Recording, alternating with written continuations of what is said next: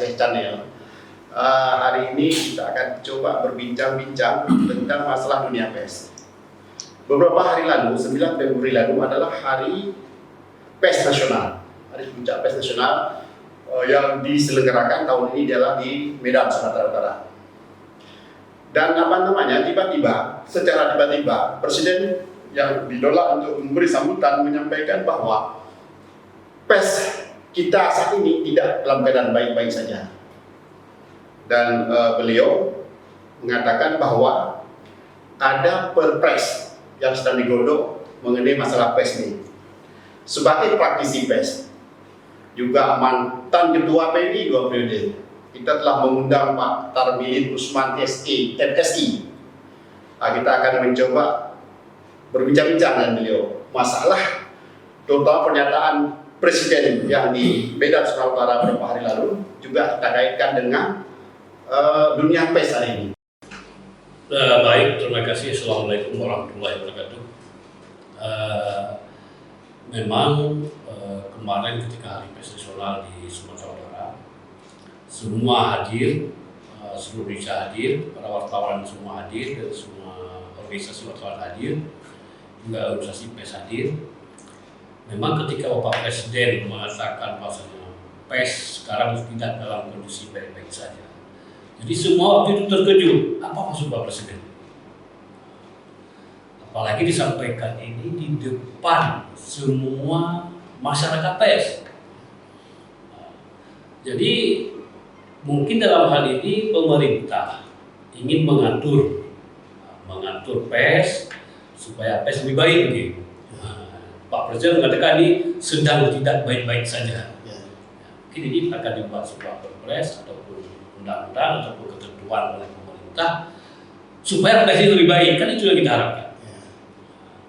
Namun kita belum tahu nih apa hasil nanti, tapi Pak Presiden meminta kepada pembantunya, menterinya, supaya ini bisa dituntaskan dalam tahun ini. Maksudnya kalau secara realitas di lapangan dunia pers hari ini sebagai pemret Berita Merdeka, juga sebagai praktisi pers yang memang sudah lama berkecimpung di dunia jurnalistik ini, apanya yang bisa terindikasi seperti itu?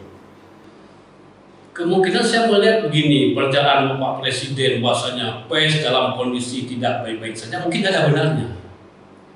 Sekarang kita melihat dunia pers ini semakin berkembang. Maksudnya jumlah media, baik media online terutama, ini ribuan sudah cukup banyak. Dan kemungkinan ada beberapa media, mungkin tidak semua media ya, ada sejumlah media selama ini yang memberitakan, menginformasikan di medianya itu bahwasanya informasi-informasi yang tidak berimbang, atau bisa saja kita katakan secara vulgar, informasi-informasi hoax. Dan itu ada, pasti itu ada. Mungkin kondisi itulah Bapak Presiden mengatakan pers kita dalam kondisi tidak baik-baik saja. Mungkin itu. Terus kemudian begini, beberapa yang draft perpres itu kan sudah beredar. Saya juga sempat membaca beberapa draft yang disebarkan oleh Serikat Media Sipil Indonesia (SMSI). Jadi itu ada beberapa pasal ya, sangat mengganggu, misalnya masalah tentang pasal sertifikasi. Ini apa berkaitan nggak dengan nanti, atau akan ada dampaknya nanti terhadap kebebasan pers yang dijamin, kemudian juga terhadap ya paling tidak itu masalah kebebasan menyampaikan pendapat, kemudian kebebasan berusaha, ini bagaimana cara menurut Pak Tarmilin? Saya berpikir pemerintah ini boleh saja kita katakan ingin mengatur pers sedemikian rupa, tapi para masyarakat pers menginginkan supaya tidak hilangnya kebebasan pers dan tanggung jawab pers selama ini. Itu seperti disampaikan oleh Serikat Media Sipil, supaya yang dianggap tidak hanya perusahaan pers yang sudah terverifikasi. Artinya apa? Jadi media-media lain juga, perusahaan lain sedang berjuang untuk terverifikasi, bukan berarti tidak terverifikasi. Jadi dalam hal ini mungkin masing-masing perusahaan pers, organisasi pers juga menyampaikan draft-draft mereka supaya nanti bisa dikombinasikan dengan apa yang diinginkan oleh pemerintah. Pertama sekali memang ada kekhawatiran di dunia pers sendiri ini mungkin karena beberapa dengan adanya media sosial, media online segala macam itu kan media ini terutama media cetak kan banyak yang tutup.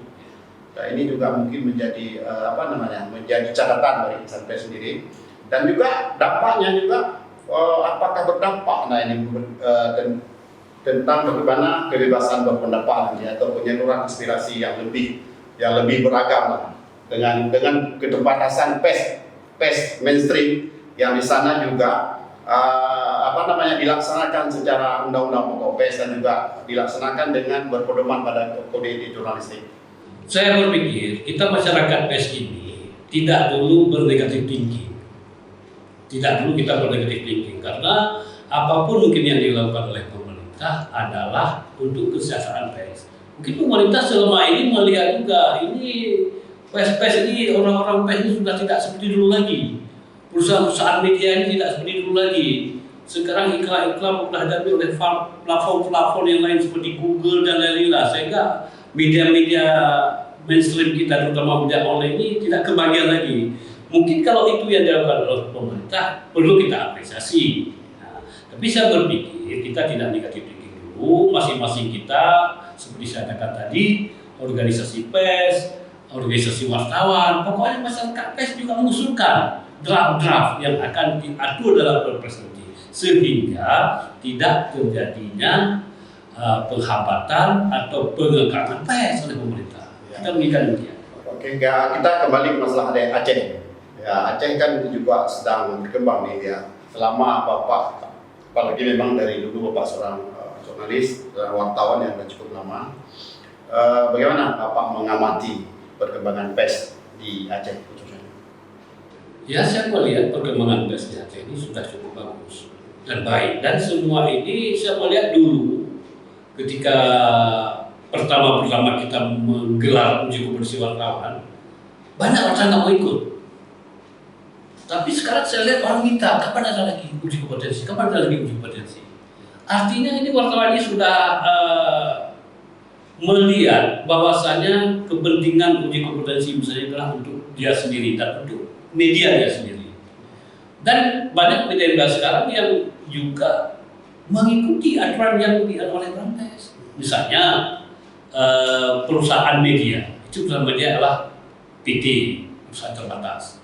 Nah, semua orang melakukan itu, wartawan yang tidak publik media. Cuma yang kita sayangkan ini sekarang, sulitnya pendapatan yang dihasilkan oleh kawan-kawan kita pemilik daerah Aceh ini.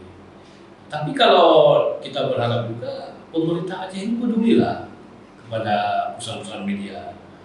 Karena Bang Aceh kan banyak sekali masa masyarakat pers ini dikesampingkan lah kalau boleh kita katakan. Hanya media-media tertentu saja yang diberikan.